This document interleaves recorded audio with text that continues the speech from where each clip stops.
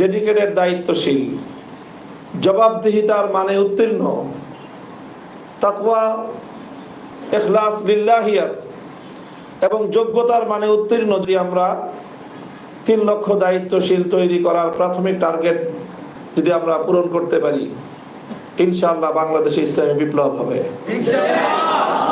এবং সেই বিপ্লবে বাংলাদেশ খেলাফত মজলিসের দায়িত্বশীলরা অগ্রণী ভূমিকা পালন করতে সক্ষম হবে।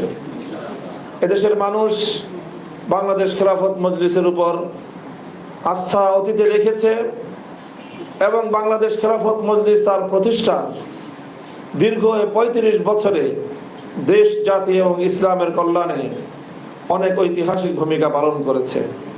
প্রতিষ্ঠার কাছাকাছি সময়ে 1992 সালের অযোধ্যায় উগ্রবাদী হিন্দু গোষ্ঠী কর্তৃক শাহাদাত প্রাপ্ত বাবরি মসজিদ নির্মাণের লক্ষ্যে 1993 সালের গোড়ার দিকে শাইখুল হাদিস আল্লামা আজিজুল হক রহমতুল্লাহ আলাইহি আহুত ঐতিহাসিক বাবরি মসজিদ লং মার্চের সংগঠকের ভূমিকা পালন করে বাংলাদেশ খেলাফত মজলিস একটি ঐতিহাসিক দায়িত্ব পালন করেছে। ইতিহাস বাংলাদেশ খেলাফত মজলিসকে সেজন্য স্মরণ করবে ইনশাআল্লাহ। ঠিক তেমনি ভাবে বিশ্ব ইসলামী আন্দোলনের প্রতিটি ক্ষেত্রে, উম্মার প্রতিটি ক্রান্তিকালে বাংলাদেশ থেকে, বাংলার মাটি থেকে বাংলাদেশ খেলাফত মজলিস যেভাবে নির্যাতিত, নিপীড়িত মজলুম মুসলিম উম্মার সাথে সংহতি প্রকাশ করে তাদের পাশে দাঁড়াবার জন্য যে ঐতিহাসিক ভূমিকা পালন করেছে, বসনিয়া এবং হার্জেগোভিনায় সেই সার্বিয়ানদের আগ্রাসন এবং তাদের নির্মম নির্যাতনের মুখে বাংলাদেশ খেলাফত মজলিস বাংলাদেশ থেকে মুজাহিদ বাহিনী প্রেরণ করবার উদ্যোগ গ্রহণ করেছিল। এমনি ভাবে কাশ্মীরের মুসলমান, ফিলিস্তিনের মুসলমান, আরাকানের মুসলমান, যেখানেই মুসলমানের উপর আগ্রাসী শক্তি নির্যাতন চালিয়েছে, বাংলাদেশ খেলাফত মজলিস সেই নিপীড়িত মুসলমানদের অধিকার আদায়ের জন্য সোচ্চার হয়েছে। তাদেরকে আশ্রয় এবং প্রশ্রয় দেওয়ার জন্য তারা বাংলাদেশ খেলাফত মজলিস ঐতিহাসিক ভূমিকা পালন করেছে। আমি আশা করব যে আমাদের নেতাকর্মী ভাইয়েরা আগামী দিনেও বিশ্ব মুসলিম উম্মার প্রতি তাদের এই সহমর্মিতা এবং এই দায়িত্ববোধ উজ্জীবিত রাখবেন এবং সারা পৃথিবীর যেখানেই মুসলমানরা জেগে উঠবে, প্রতিটি জাগরণের সঙ্গে বাংলাদেশের মুসলমানরাও সংহতি প্রকাশ করবে, সেই জাগরণে আমরা অংশগ্রহণ করব। সেই ধারাবাহিকতায় আজ যখন পৃথিবীতে সিরিয়ার ঐতিহাসিক মুসলমানদের বিজয় অর্জিত হয়েছে, সেই বিজয়কে আমরা অভিনন্দন জানাই এবং সেই বিজয়ের মধ্য দিয়ে সারা পৃথিবীর কুফরি এবং তাগুতি শক্তিগুলোকে আমরা বার্তা দিয়ে দিতে চাই, তোমাদের কাল ফুরিয়ে আসছে। সারা দুনিয়াতে ইসলামের বিজয় আসবে, সে বিজয় রুখে দেওয়ার সাধ্য পৃথিবীর কোন শক্তির হবে না ইনশাআল্লাহ। সেই সঙ্গে আমরা আমাদের এই জাতীয় বাংলাদেশের জাতীয় প্রেক্ষাপটে আমরা অতীতের ইতিহাসকে স্মরণ করতে চাই। প্রতিটি আন্দোলন সংগ্রামে দেশের জন্য, দেশের মানুষের জন্য, দেশের মানচিত্রের জন্য বাংলাদেশ খেলাফত মজলিস সর্বদাই সোচ্চার এবং বলিষ্ঠ ভূমিকা পালন করেছে। বাংলাদেশ খেলাফত মজলিস টিপাই বুক বাদবুখী ঐতিহাসিক লং মার্চ করেছে। বাংলাদেশ খেলাফত মজলিস পার্বত্য শান্তি চুক্তির বিরুদ্ধে ঐতিহাসিক লং মার্চ করে বাংলাদেশের 1/10কে ভারতের হাতে তুলে দেওয়ার ষড়যন্ত্রকে রুখে দাঁড়িয়েছে। প্রতিটি দেশ বিরোধী চুক্তির বিরুদ্ধে বাংলাদেশ খেলাফত মজলিস গর্জে উঠেছে। বাংলাদেশ খেলাফত মজলিসের প্রয়াত সকল দায়িত্বশীল, মরহুম সকল দায়িত্বশীল বৃন্দ, শাইখুল হাদিস আল্লামা আজিজুল হক, প্রিন্সিপাল আল্লামা হাবিবুর রহমান রহমতুল্লাহ আলাইহি, আল্লামা শাইখুল হাদিস আশরাফ আলী রহমতুল্লাহ আলাইহি, প্রাক্তন এমপি আল্লামা ওবায়দুল হক রহমতুল্লাহ আলাইহি, মরহুম হযরত মাওলানা নিজামউদ্দিন রহমতুল্লাহ আলাইহি সহ বাংলাদেশ খেলাফত মজলিসের প্রাক্তন এই সকল মহান দায়িত্বশীল বৃন্দ, তারা যে পথে বাংলাদেশ খেলাফত মজলিসকে পরিচালিত করেছেন, আমরা সে ধারা অব্যাহত রাখব, লড়াই করব, সংগ্রাম করব, প্রয়োজনে আমরা জেল জুলুম বরদাস্ত করব, কিন্তু কখনোই জালিমের সামনে মাথা নত করব না, অন্যায়ের সাথে আপোষের চড়াই পথে আমরা হাঁটব না। এই কাজগুলো করতে হলে প্রিয় সাথী বন্ধুগণ, আমাদেরকে অনেক কষ্ট সহিষ্ণু প্রশিক্ষণের পথ মারাতে হবে, অনেক পথ আমাদেরকে পাড়ি দিতে হবে। এজন্য আমি সাংগঠনিকভাবে বাংলাদেশ খেলাফত মজলিস ঢাকা মহানগরীকে যেভাবে আমরা কেন্দ্রের পক্ষ থেকে আজকের এই কর্মী সম্মেলনের নির্দেশনা প্রদান করেছিলাম, ঠিক সেভাবেই আগামী দিনে প্রতিটি থানায় থানায় বাংলাদেশ খেলাফত মজলিস ঢাকা মহানগরীকে কেন্দ্রের পক্ষ থেকে যেই নির্দেশনা প্রদান করা হবে, সেই নির্দেশনার আলোকে আপনারা প্রতিটি থানায় থানায় এভাবে নির্বাচিত দায়িত্বশীল, তালিকাভুক্ত দায়িত্বশীলদেরকে নিয়ে আপনারা কর্মসূচি পালন করবেন। এর মধ্য দিয়ে আমি যেটা বলছি যে বিপ্লবের জন্য একটা সময় মাটি উর্বর হয়ে ওঠে, বিপ্লবের জন্য এক সময় জাতি উন্মুখ হয়ে পড়ে, তখন বিপ্লবের জন্য মাঠে ময়দানে বিপ্লবী কর্মীর অভাব হয় না, নেতৃত্বের প্রয়োজন হয়। যদি সেই সময় জাতিকে সঠিক নেতৃত্ব দেওয়া যায়, তাহলে বিপ্লব কিভাবে আসে বিগত 5ই আগস্ট বাংলাদেশের ঐতিহাসিক গণবিপ্লব, গণ অভ্যুত্থান, ছাত্র অভ্যুত্থান তার উজ্জ্বল দৃষ্টান্ত স্থাপন করেছে। বিপ্লবের জন্য যখন দেশ প্রস্তুত হয়েছে, ফ্যাসিবাদের মোকাবেলা করবার জন্য জাতি যখন প্রস্তুত হয়েছে, বিএনপির প্রয়োজন হয় নাই, বড় বড় রাজনৈতিক দল জামাতে ইসলামীরও প্রয়োজন হয় নাই, অল্প কয়েকজন তরুণ ছাত্ররা নেতৃত্বের মানদণ্ডে যখন উত্তীর্ণ হয়েছে, আমার আল্লাহ পাক রব্বুল আলামিন ফ্যাসিবাদের মোকাবেলায় এই তরুণ ছাত্র জনতাকে ঐতিহাসিক বিজয় দান করেছেন। মনে রাখতে হবে, এভাবে বিপ্লবের যখন সময় চলে আসে, বিপ্লবের যখন উপযুক্ত সময় তৈরি হয়, বিপ্লবের জন্য যখন জাতি, মানচিত্র, মাটি যখন প্রস্তুত হয়, দেশ যখন প্রস্তুত হয়, তখন নেতৃত্বের প্রয়োজন হয়। সেই নেতৃত্ব গড়ে তোলাই একটি সংগঠনের ঐতিহাসিক দায়িত্ব এবং কর্তব্য। কাজেই আমরা বাংলাদেশ খেলাফত মজলিসের প্রাথমিক টার্গেট বললাম, আমাদেরকে গোটা বাংলাদেশের প্রতিটি পাড়ায়, প্রতিটি মহল্লায়, প্রতিটি গ্রামে প্রশিক্ষিত কর্মী বাহিনী, নেতৃত্বের বাহিনী দায়িত্বশীল গড়ে তুলতে হবে। সংগঠনকে সবাইকে মনে রাখতে হবে, বাংলাদেশ খেলাফত মজলিস সংগঠন, এই সংগঠন আমরা যারা করি, এখান থেকে আমাদের কোনো প্রাপ্তি নাই দুনিয়াতে শুধু আমাদের দেয়ার জিনিস রয়েছে। আমাদের যা প্রাপ্তি ইনশাআল্লাহ আমরা আল্লাহর কাছ থেকে আমাদের সকল প্রাপ্তি বুঝে নেব। এখানে আমরা ত্যাগ স্বীকার করব, ত্যাগের জন্য সংগঠন করব, মানুষের জন্য ত্যাগ করব, ইসলামের জন্য ত্যাগ করব, জনগণের কল্যাণের জন্য আমরা আত্মত্যাগ করব। মানুষের কল্যাণের ক্ষেত্রে কোনো ধর্মীয় পরিচয় আমরা বিবেচনা করব না। জাতি ধর্ম নির্বিশেষে প্রতিটি মানুষের পাশে আমাদেরকে দাঁড়াতে হবে।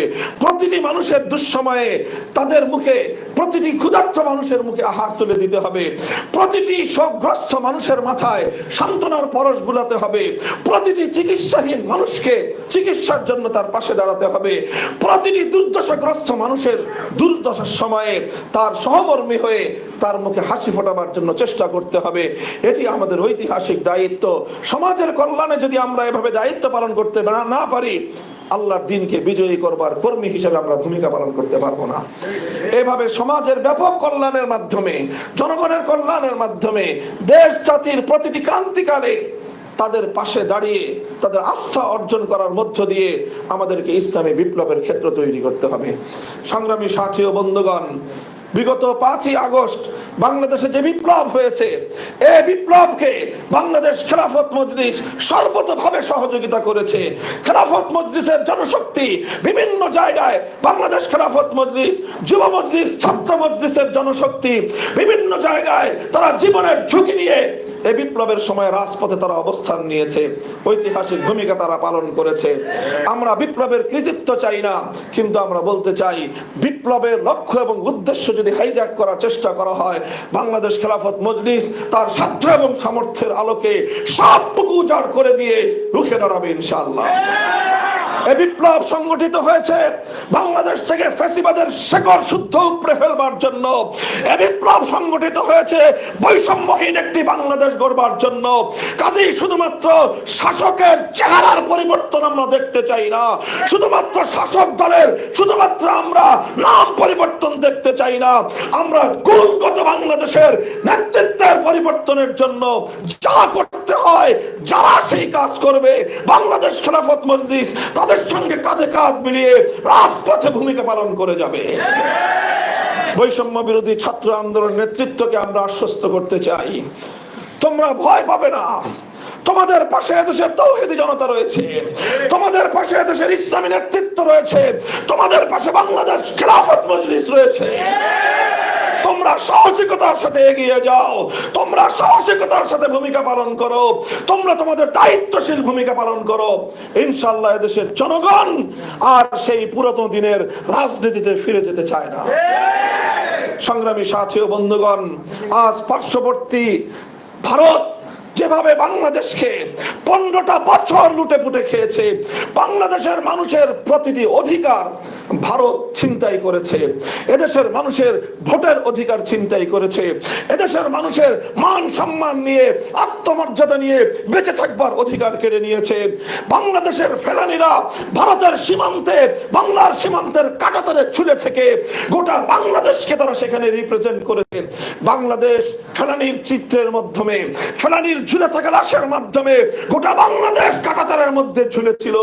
আর সেই বাংলাদেশকে খুন করে মোদির ভারত, নরেন্দ্র মোদির ভারত আজ বাংলাদেশকে হত্যা করার জন্য, বাংলাদেশকে ধ্বংস করার জন্য তার সকল অপকৌশল প্রয়োগ করেছে এবং সব অপকৌশল তার আলহামদুলিল্লাহ ব্যর্থ হয়েছে।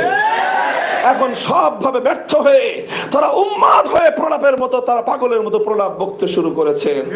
আমরা বলতে চাই অন্তর্বর্তীকালীন সরকারকে আমরা ধন্যবাদ জানাই। ভারতীয় আগ্রাসনের মোকাবেলায় যেভাবে গোটা জাতিকে তারা ঐক্যবদ্ধ করেছে, এই ঐক্য সামনে অব্যাহত রাখতে হবে। ভারতের আগ্রাসনের বিরুদ্ধে আত্মমর্যাদাপূর্ণ শক্তিশালী পররাষ্ট্রনীতি বাংলাদেশ আজ যেভাবে অবলম্বন করেছে, আগামী দিনে এই পররাষ্ট্রনীতি আরো শক্তিমান করতে হবে। দুর্বলতা দিয়ে কোশ্চিনকালেও কোন অপশক্তিকে দমন করা যায় না। যেমন কুকুর তেমন মুগুরের প্রয়োজন হয়। ভারত আমাদেরকে যা দিয়েছে তার পাল্টা জবাব দেওয়ার সময় এসেছে এবার। সংগ্রামী সাথী ও বন্ধুগণ, আমরা স্পষ্ট ভাষায় বলতে চাই, ভারতীয় আধিপত্যবাদকে শেকড় শুদ্ধ উপরে ফেলতে হবে। ভারতের আগ্রাসন শুরু হয়েছিল 1972 সালের ভারতের দালালির সংবিধান বাংলাদেশের মানুষের উপর চাপিয়ে দেওয়ার মধ্য দিয়ে। 1971-এর চেতনাকে ধ্বংস করে 72-এ যেভাবে শেখ মুজিবুর রহমান সাহেব ভারতের সংবিধানের মৌলনীতির আলোকে বাংলাদেশের সংবিধান তৈরি করেছিলেন, সেই 72 সালেই 71-এর মুক্তিযুদ্ধের চেতনাকে গলা টিপে তারা হত্যা করেছিলেন। এরপর 72 সাল থেকে 2024 সাল পর্যন্ত, অর্ধ শতাব্দীকাল পর্যন্ত 72-এর বিকৃত ভারতীয় চেতনাকে 71-এর মহান মুক্তিযুদ্ধের চেতনার নামে বাংলাদেশের মানুষকে গেলাবার চেষ্টা করা হয়েছে। আমরা দ্ব্যর্থহীন ভাষায় বলি, আমরা দিল্লিকে তালাক দিয়েছিলাম 47 সালে, আমরা কলকাতাকে লাঠি মেরেছিলাম 47 সালে, আমরা আমাদের বাংলাদেশের বর্ডারের চতুর্পার্শ্বের ভারত থেকে আমরা বিচ্ছিন্ন হয়েছিলাম একটি স্বপ্ন নিয়ে, একটি আকাঙ্ক্ষা নিয়ে, সেটি হলো এই জনপদ মুসলমানদের এখানে আল্লাহর কোরআনের রাজ কায়েম হবে, খেলাফতের শাসন কায়েম হবে, জাতি ধর্ম নির্বিশেষে প্রতিটি ধর্মাবলম্বীর জন্য ইসলাম প্রদত্ত অধিকার নিশ্চিত হবে। সেই স্বপ্ন নিয়ে আজও পর্যন্ত আমাদের সেই স্বপ্ন অপূর্ণ রয়ে গিয়েছে। এবার 2024 সালের আগস্ট বিপ্লবের পর আমরা এখন স্বপ্ন দেখতেই পারি এবং আমরা বদ্ধপরিকর হতে পারি। ইনশাআল্লাহ আগামীর বিপ্লব হবে চূড়ান্ত ইসলাম কায়েমের বিপ্লব। পরবর্তী বিপ্লব হবে আল্লাহর জমিনে আল্লাহর কোরআনের শাসন কায়েম করবার বিপ্লব। পরবর্তী বিপ্লব হবে খেলাফত ব্যবস্থা প্রতিষ্ঠার বিপ্লব। এই বিপ্লবের জন্য যখন আমার তরুণ প্রজন্ম প্রস্তুত হলে ইনশাআল্লাহ কোন শক্তি বিপ্লবকে রুখে দাঁড়াতে পারবে না। বাংলাদেশ খেলাফত মজলিসের সর্বস্তরের জনশক্তি এবং কর্মীকে সেই বিপ্লবের জন্য প্রস্তুত হতে হবে। আমার পূর্বতন দায়িত্বশীলরা নির্বাচন প্রসঙ্গে দ্ব্যর্থহীন ভাষায় বলেছে, বাংলাদেশে 2000 তাজা তরতাজা প্রাণ রক্ত যাদের হাতে লেগে আছে, শহীদ আবু সাঈদের রক্তের দাগ যাদের হাতে লেগে আছে, মুগ্ধদের রক্তের দাগ যাদের হাতে লেগে আছে, সেই খুনি কোন মানুষকে বাংলাদেশের মানুষ রাজনীতিতে পুনর্বাসিত হতে দেখতে চায় না। আগে এই সকল হত্যাকাণ্ডের বিচার করতে হবে। আগে এই জুলাই আগস্ট বিপ্লবের খলনায়কদেরকে বিচারের কাঠগড়ায় দাঁড় করাতে হবে এবং তাদের আশ্রয়দাতা প্রশ্রয়দাতা তাদেরকে নিজেদের কোলে বসিয়ে সেখান থেকে বাংলাদেশের বিরুদ্ধে উস্কানি দিয়ে দেশের অভ্যন্তরে বিশৃঙ্খলা সৃষ্টি করবার অপতৎপরতার বিহিত করতে হবে। এই সকল বিষয়গুলি যদি করা সম্ভব না হয় তাহলে বাংলাদেশে কশ্চিনকালেও সত্যিকার অর্থে গণমানুষের যে ইচ্ছা অভিপ্রায় তার প্রতিফলন ঘটবে না। এই জন্য সংগ্রামী সাথী ও বন্ধুগণ, আমরা আর আমাদের বক্তব্য দীর্ঘায়িত করছি না। আল্লাহ পাক রব্বুল আলামিনের কাছে আমরা দোয়া করছি, দেশের মানুষের কাছে আমরা সেই প্রত্যাশা রাখছি যে ইনশাআল্লাহ আমরা ঐক্যবদ্ধভাবে আমরা সামনের দিকে এগিয়ে যাব। আগামীর বাংলাদেশ হবে ঐক্যের বাংলাদেশ। বিভাজনের রাজনীতি, শেখ হাসিনার আওয়ামী লীগের বিভাজনের রাজনীতি পরাজিত হয়েছে। যারাই আবার সামনের দিনে বিভাজনের রাজনীতি করতে চাইবে, বাংলাদেশের মানুষ তাদেরকে ইনশাআল্লাহ আর কখনোই বিশ্বাস করবে না, তাদেরকে প্রশ্রয় দিবে না। সেই প্রত্যাশা ব্যক্ত করে আবারও বাংলাদেশ খেলাফত মজলিসের প্রতিটি পাড়ায় পাড়ায়, মহল্লায় মহল্লায় শক্তিশালী সংগঠন গড়ে তুলবার উদাত্ত আহ্বান জানিয়ে বক্তব্য শেষ করছি। ও আখিরু দাওয়ানা আলহামদুলিল্লাহি রাব্বিল আলামিন। আসসালামু আলাইকুম ওয়া রাহমাতুল্লাহ। সুবহানাল্লাহি ওয়া বিহামদিহি, সুবহানাকাল্লাহুম্মা বিহামদিকা, আশহাদু আল লা ইলাহা ইল্লা আনতা, আস্তাগফিরুকা ওয়া আতুবু ইলাইক। আল্লাহুম্মা আমিন বিরহমাতিকা ইয়া আরহামার রাহিমিন। সবাই নামাজের জন্য নিচে চলে যাই। আর একটি ঘোষণা, আগামী 27শে ডিসেম্বর রোজ শুক্রবার